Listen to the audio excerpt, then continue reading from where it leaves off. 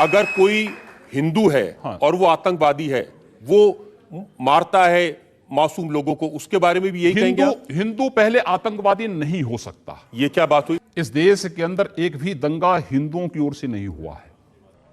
सवाल है कि हम देख रहे हैं मुसलमान ही आतंकवादी है। ये झगड़ा फसाद, मुसलमान फंडामेंटलिस्ट है, मुसलमान टेररिस्ट है, आतंकवादी है। जब हम कुरान पढ़ते हैं तो हमें इसका इज़हार होता है, लेकिन ये है क्यों गलतफहमी, जिस तरीके से मीडिया गलतफहमियां फैलाती है, हम उसको इग्नोरेंस में, अनजाने में मान लेते हैं। टेररिस्ट के मानी क्या है? मैं कहता हूं हर मुसलमान टेररिस्ट होना चाहिए, आतंकवादी होना चाहिए। आतंकवादी की मानी क्या है तो समझ लो। टेररिस्ट उसे कहते हैं जो इंसान दूसरे इंसान के दिल में टेरर पैदा करता है। अगर कोई चोर पुलिस को देख रहा है तो उसके दिल में टेरर आता है, खौफ आता है। उस चोर के लिए पुलिस टेररिस्ट है। इस तरीके से हर मुसलमान, कोई भी एंटी सोशल एलिमेंट मुसलमानों को देखता है, उसके दिल में खौफ आना ही चाहिए। अगर कोई चोर मुसलमान को देखता है, कोई बलात्कार करने वाला मुसलमान को देखता है, कोई भी एंटी सोशल एलिमेंट मुसलमान को देखता है, उसके दिल में खौफ होना ही चाहिए। कुरान मजीद में अल्लाह ताला फरमाते हैं सूरह अनफाल में, सूरह नंबर 8 आयत नंबर 60 में, खौफ पैदा करो उन लोगों के दिल में जो लोग एंटी सोशल है, जो हक को इनकार करते हैं, उनके दिल में खौफ डालो। लेकिन सवाल यह है कि कई बार एक शख्स एक काम करता है, उसे 2 लक़ब दिए जाते हैं। मिसाल के तौर पे हिंदुस्तान 60-70 साल के पहले अंग्रेज हम पर हुकूमत करते थे। कई साल किया। बहुत से हमारे इस देश के हिंदुस्तानी थे जो इस देश की आजादी के लिए झगड़ा कर रहे थे। इनको अंग्रेज कहते थे आतंकवादी, टेररिस्ट। हम आम हिंदुस्तानी कहते थे देशभक्त, फ्रीडम फाइटर, पेट्रियट। वही आदमी, वही काम, 2 लक़ब, 2 टाइटल। अगर आप अंग्रेज की बात मानते हैं, अंग्रेज कहते हैं हमें इस देश पे हुकूमत करने का हक है। अगर उनको हक है तो ये लोग को हम टेररिस्ट बिल्कुल सही कहेंगे। लेकिन आम हिंदुस्तानी कहता है ये अंग्रेज तो तिजारत करने आए थे, इनको हम पे हुकूमत करने का क्या हक है? तो हम कहेंगे ये लोग हैं देशभक्त, फ्रीडम फाइटर्स, पेट्रियट्स। सेम आदमी, सेम काम, 2 लक़ब।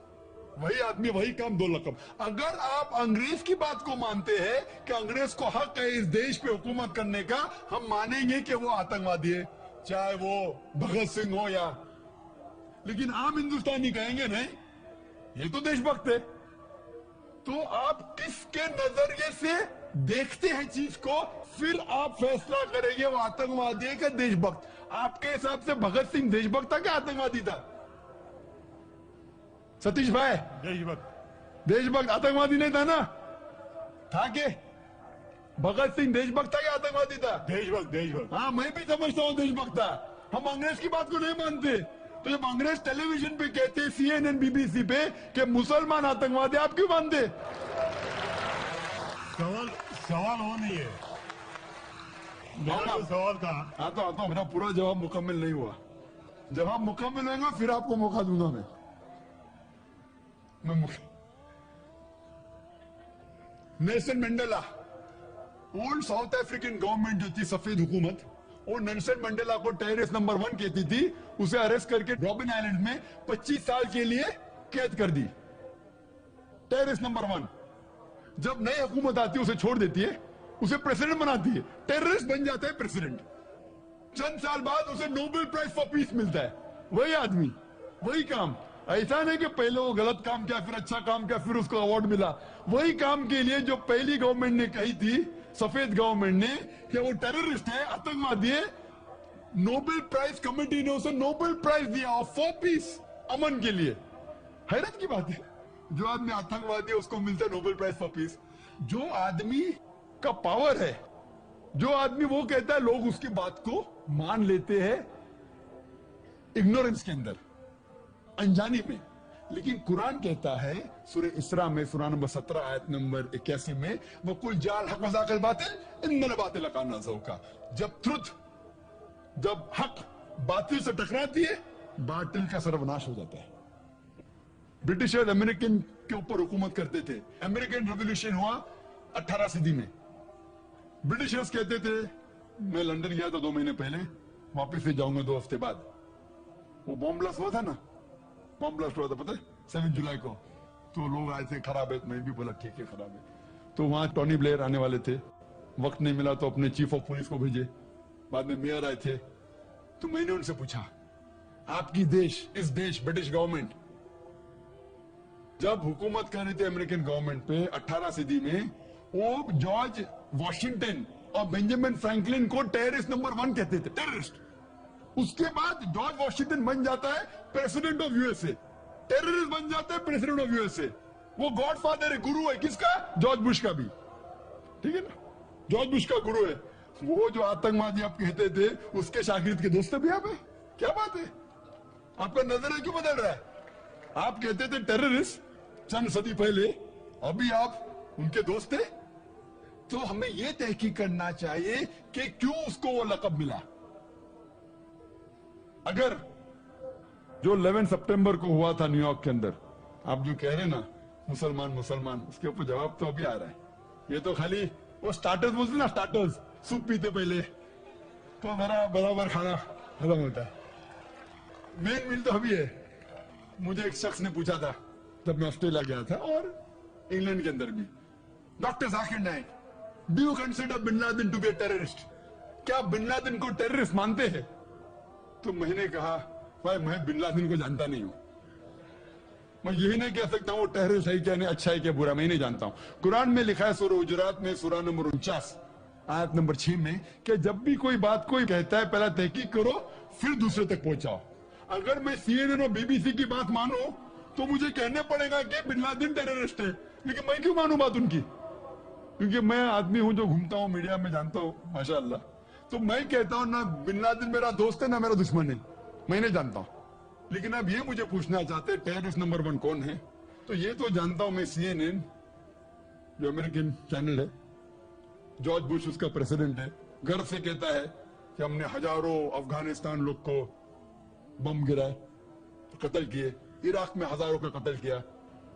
ठीक है, मान भी लो बहस के तौर पे बिन लादेन ने किया, मान लो, मैं नहीं कहता हूं, मान लो बिन लादेन ने किया कि 11 सितंबर को ट्विन टावर को अटैक किया और 3000 या 5000 लोग मरे। लेकिन अगर 3 या 4000 लोग मरे, 5000 लोग मरे, उसका यह मतलब नहीं होता है कि आप उससे डबल लोग को अफगानिस्तान में मारे एक आदमी की वजह से। कर सकते? अरे बिन लादेन को पकड़ के मारो ना, अगर मानना है तो। अगर उसने किया, सबूत है तो सबूत पूछते अफगानिस्तान गवर्नमेंट ने, मरने कि सबूत क्या है, वो सबूत देता टोनी ब्लेयर को। है सबूत पूछ रहा अफगानिस्तान कि आप मुझे सबूत दो, सबूत क्या है तो हम उस पर तहकीक करेंगे, सजा देंगे उसको। वो सबूत देते मुशर्रफ को, पूछ रहा है आपका, किधर का इंसाफ है ये? किधर का इंसाफ है? प्लेन भेजते हजारों लोग का कत्ल किए अफगानिस्तान में, इराक में। मैंने कहा यूके में, ऑस्ट्रेलिया में, यहां भी अगर टेररिस्ट नंबर 1 है तो जॉर्ज बुश है।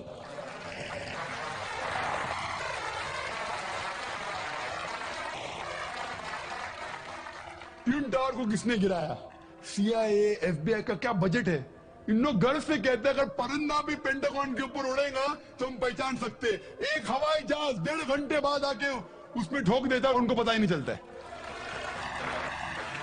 बहुत से अमेरिकन लोग, मुस्लिम लोग छोड़ो, क्या कहते, अमेरिकन लोग, क्रिश्चियन लोग कहते क्या ये इनसाइड जॉब था, अंदर की बात थी ये, अंदर की बात। जिस तरीके से ट्विन टावर गिरा वो प्लेन के जरिए गिर ही नहीं सकता है। कितने लोग कहते हैं कि ये जॉर्ज बुश ने किया अपने वोट बैंक के लिए। कल मैं कह रहा था ना पॉलिटिशियंस के बारे में, कल की तकरीर सुनी ना आपने, हकीकत लगी क्या ने? क्या होगा, 5000 लोग को मारो, वोट तो मुझे मिलेगा। $1 ट्रिलियन नुकसान, क्या फर्क पड़ता है? अगर नहीं गिराऊंगा ट्विन टावर को तो मैं थोड़ी इलेक्शन में आऊंगा।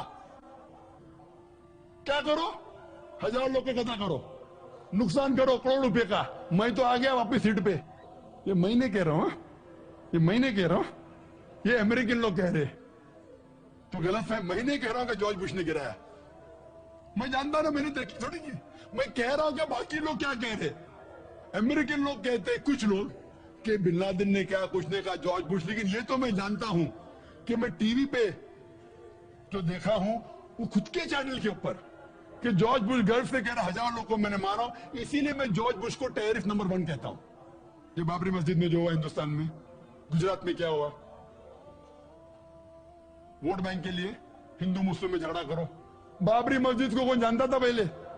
आप जानते थे? सुने थे बाबरी मस्जिद के बारे में? ये दंगे फसाद के पहले 1985 के पहले सुने थे? नहीं सुना था। मैं भी नहीं सुना था। ये वोट बैंक के लिए झगड़ा फसाद, 1000 लोग मारे गए।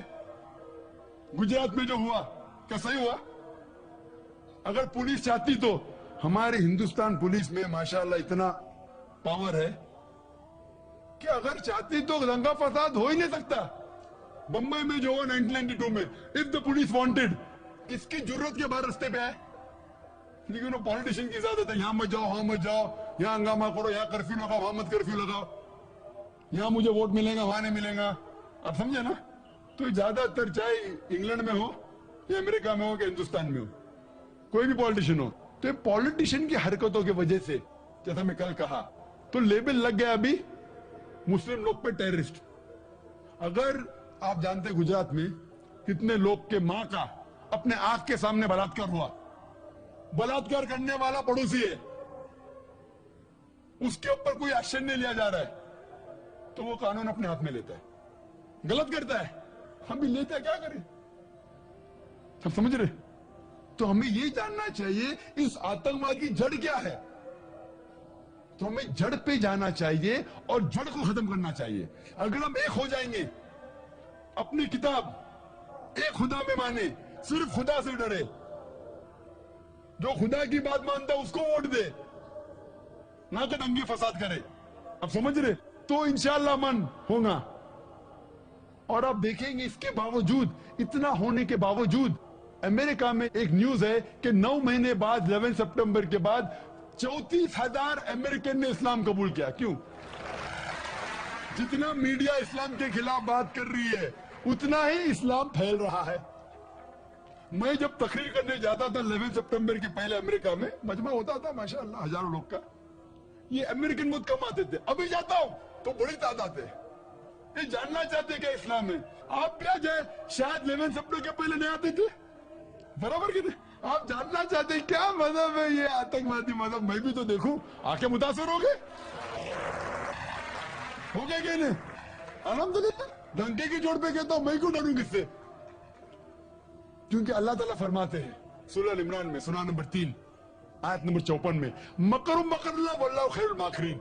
उनने प्लान किया, प्लानिंग की, अल्लाह ने भी प्लानिंग की। सबसे बेहतरीन प्लानर अल्लाह है। ये वेस्टर्नर्स प्लानिंग कर रहे कि इस्लाम को दबाने को, इस्लाम और बढ़ रहा है और फैल रहा है। जितने दबाने की कोशिश कर रहे हैं, फैल रहा है। मीडिया कहती है कि इस्लाम में खवातीन की हुकूक नहीं है। 2/3 ऑफ द पीपल एक्सेप्टिंग इस्लाम, 66% के ऊपर जो लोग इस्लाम कबूल कर रहे हैं अमेरिका और यूरोप में, वो वुमेन है, औरतें। अगर औरतें को हुकूक हक नहीं मिलते इस्लाम में, तो ये अमेरिकन औरतें इस्लाम क्यों कबूल कर रहे? यूरोपियन औरतें क्यों कबूल कर रहे? क्योंकि इनको इस्लाम में जितने खराबी दुनिया में है उसका हल मिल रहा है। युआन रेडली थी एक ब्रिटिश रिपोर्टर जो अफगानिस्तान में गई थी रिपोर्ट करने के लिए तालिबान के वक्त। जिस तरीके से सलूक किया तालिबान ने उनके साथ, मैं तालिबान का दोस्त नहीं हूं, तो आप बोलेंगे तालिबान का एजेंट आ गया। मैं ना बिन लादेन को जानता हूं, ना कोई तालिबान को जानता हूं। हक की बात कहता हूं, डरता नहीं हूं। अगर ब्रिटिशर्स ने कहा